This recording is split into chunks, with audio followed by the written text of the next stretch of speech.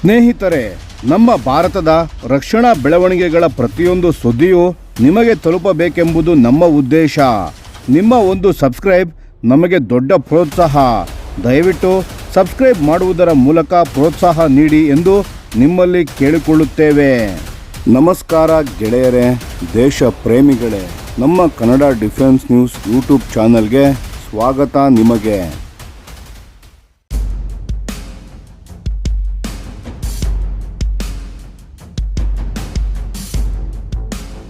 ನಮಸ್ಕಾರ ಸ್ನೇಹಿತರೆ, ಇಂದು ನಾವು ಮಾತನಾಡೋದು ಭಾರತದ ಏರೋಸ್ಪೇಸ್ ಇತಿಹಾಸದಲ್ಲೇ ಬಹಳ ದೊಡ್ಡ ಬದಲಾವಣೆಯ ಬಗ್ಗೆ. ರಫೇಲ್ ಫೈಟರ್ ಜೆಟ್ಗಳ ವಿಚಾರದಲ್ಲಿ ಭಾರತ ಈಗ ಹೊಸ ಯುಗಕ್ಕೆ ಕಾಲಿಟ್ಟಿದೆ. 114 ರಫೇಲ್ ಯುದ್ಧ ವಿಮಾನಗಳ ಭಾರೀ ಆರ್ಡರ್.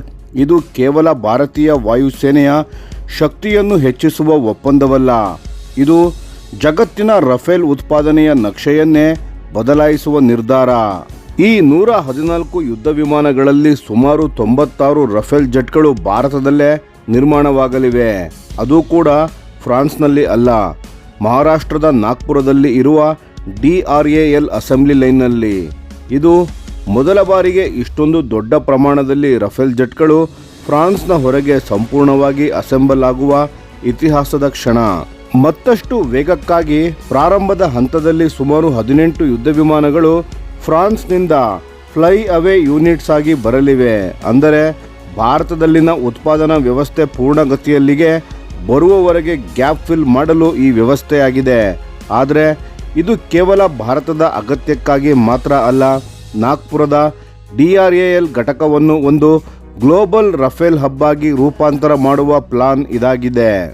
ಮಾಹಿತಿಗಳ ಪ್ರಕಾರ ಈ ಅಸೆಂಬ್ಲಿ ಲೈನ್ ಭಾರತೀಯ ವಾಯುಪಡೆಯ ಆರ್ಡರ್ ಅನ್ನು ಪೂರೈಸುತ್ತದೆ ಹಾಗೂ ಜೊತೆಗೆ ಇತರೆ ದೇಶಗಳಿಗೆ ರಫೇಲ್ ಯುದ್ಧ ವಿಮಾನಗಳನ್ನು ರಫ್ತು ಮಾಡಲು ಕೂಡ ಬಳಸಲಾಗುತ್ತದೆ.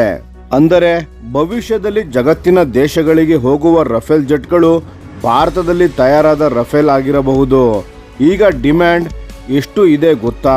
2025ರ ಡಿಸೆಂಬರ್ ಅಂತ್ಯದ ವೇಳೆಗೆ ರಫೇಲ್ಗಳ ಬ್ಯಾಕ್ಲಾಗ್ 220 ಯುದ್ಧ ವಿಮಾನಗಳು ಇತ್ತು. 175 ರಫ್ತು ಗ್ರಾಹಕರಿಗೆ, 45 ಫ್ರೆಂಚ್ ಸೇನೆಗೆ. 2025ರಲ್ಲಿ 26 ವಿಮಾನಗಳ ಡೆಲಿವರಿ ಆಗಿದ್ದರೂ ಹೊಸ ಆರ್ಡರ್ಗಳು ಬರ್ತಾ ಇದ್ದ ಕಾರಣ ಕ್ಯೂ ಕಡಿಮೆಯಾಗಿಲ್ಲ. ಇದೀಗ ಭಾರತ 114 ರಫೇಲ್ ಜೆಟ್ಗಳ ಆರ್ಡರ್ ಕೊಟ್ಟ ಮೇಲೆ ಈ ಬ್ಯಾಕ್ಲಾಗ್ ಸುಮಾರು 330 ಯುದ್ಧ ವಿಮಾನಗಳಿಗೆ ಹೆಚ್ಚಾಗುತ್ತದೆ. ಮತ್ತೊಂದು ದೊಡ್ಡ ಮಾಹಿತಿ ಏನು ಅಂದರೆ, ಇನ್ನೂ ಹೊಸ ಗ್ರಾಹಕರು 200ಕ್ಕೂ ಹೆಚ್ಚು ರಫೇಲ್ ಜೆಟ್ಗಳಿಗೆ ಆಸಕ್ತಿ ತೋರಿಸಿದ್ದಾರೆ. ಇದಲ್ಲದೆ ಹಳೆಯ ಗ್ರಾಹಕರು ಮತ್ತೆ ಆರ್ಡರ್ ನೀಡಿದರೆ ಭವಿಷ್ಯದ ಒಟ್ಟು ಡಿಮ್ಯಾಂಡ್ 300ಕ್ಕೂ ಹೆಚ್ಚು ಯುದ್ಧ ವಿಮಾನಗಳವರೆಗೆ ಹೋಗಬಹುದು. ಒಂದು ಫ್ರಾನ್ಸ್ನ ಪ್ರೊಡಕ್ಷನ್ ಲೈನ್ ಇಷ್ಟನ್ನೆಲ್ಲ ಪೂರೈಸೋಕ್ಕೆ ಸಾಧ್ಯವೇ ಇಲ್ಲ. ಅದಕ್ಕಾಗಿ ಭಾರತದಲ್ಲಿನ Nagpur assembly line game changer ಆಗ್ತಿದೆ.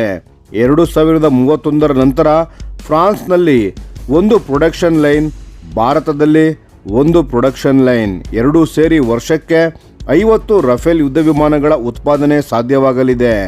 ಡಿಮ್ಯಾಂಡ್ ಹೆಚ್ಚಿದ್ರೆ 60 ಜೆಟ್ಗಳವರೆಗೆ ಸ್ಕೇಲ್ ಮಾಡೋ ಸಾಮರ್ಥ್ಯ ಇದಕ್ಕಿದೆ. ಇದರಿಂದ ಭಾರತಕ್ಕೆ ಏನು ಲಾಭ? ಇದು ಕೇವಲ ಯುದ್ಧ ವಿಮಾನಗಳ ವಿಷಯ ಅಲ್ಲ ಸ್ನೇಹಿತರೆ, ಹೈಟೆಕ್ ಉದ್ಯೋಗ ಸೃಷ್ಟಿ.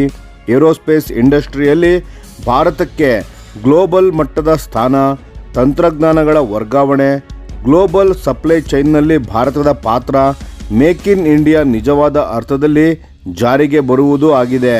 ನಾಗ್ಪುರದ ಘಟಕ ಈಗಾಗಲೇ ಸ್ಪೇರ್ ಪಾರ್ಟ್ಸ್ ಮತ್ತು ಕಾಂಪೋನೆಂಟ್ಸ್ಗಳನ್ನು ತಯಾರಿಸುತ್ತಿದೆ. ಇದೀಗ ಫುಲ್ ಅಸೆಂಬ್ಲಿ ಹಬ್ ಆದ ಮೇಲೆ ಭಾರತ ಜಗತ್ತಿನ ರಫೇಲ್ ನೆಟ್ವರ್ಕ್ನ ಮುಖ್ಯ ಕಂಬವಾಗಲಿದೆ. ಭವಿಷ್ಯದಲ್ಲಿ ಜಗತ್ತಿಗೆ ಹೋಗುವ ರಫೇಲ್ ಯುದ್ಧ ವಿಮಾನಗಳ ಮೇಲೆ ಒಂದು ಮಾತು ಬರಬಹುದು: French engineering, Indian manufacturing power ಹಾಗೂ ಮೇಡ್ ವಿತ್ ಇಂಡಿಯಾ. ಇದು ಕೇವಲ ಡಿಫೆನ್ಸ್ ಪ್ರಾಜೆಕ್ಟ್ ಅಲ್ಲ, ಇದು ಭಾರತದ ಇಂಡಸ್ಟ್ರಿಯಲ್ ಶಕ್ತಿಯ ಹೊಸ ಅಧ್ಯಾಯ. ರಫೇಲ್ ಈಗ ಕೇವಲ ಫ್ರೆಂಚ್ ಜೆಟ್ ಅಲ್ಲ, ಭವಿಷ್ಯದಲ್ಲಿ ಅದು ಭಾರತದ ಕೈಯಿಂದ ನಿರ್ಮಾಣವಾಗುವ ಗ್ಲೋಬಲ್ ಫೈಟರ್ ಜೆಟ್ ಆಗಲಿದೆ.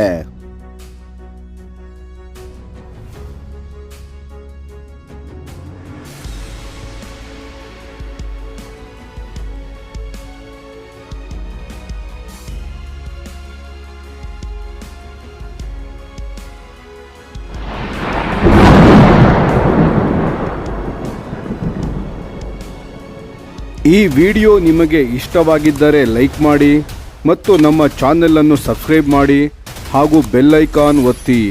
ಯಾವ ಅಪ್ಡೇಟ್ಗೂ ಮಿಸ್ ಆಗಬೇಡಿ. ಡಿಫೆನ್ಸ್ ಸುದ್ದಿಗಳನ್ನು ತ್ವರಿತವಾಗಿ ಪಡೆಯಿರಿ. ನಿಮ್ಮ ಬೆಂಬಲವೇ ನಮ್ಮ ಶಕ್ತಿ. ಭಾರತ ಬಲಿಷ್ಠವಾಗಲಿ ಎಂದು ಆಶಿಸುತ್ತಾ ಭಾರತ ಮಾತೆಗೆ ಜೈ. ಧನ್ಯವಾದಗಳು.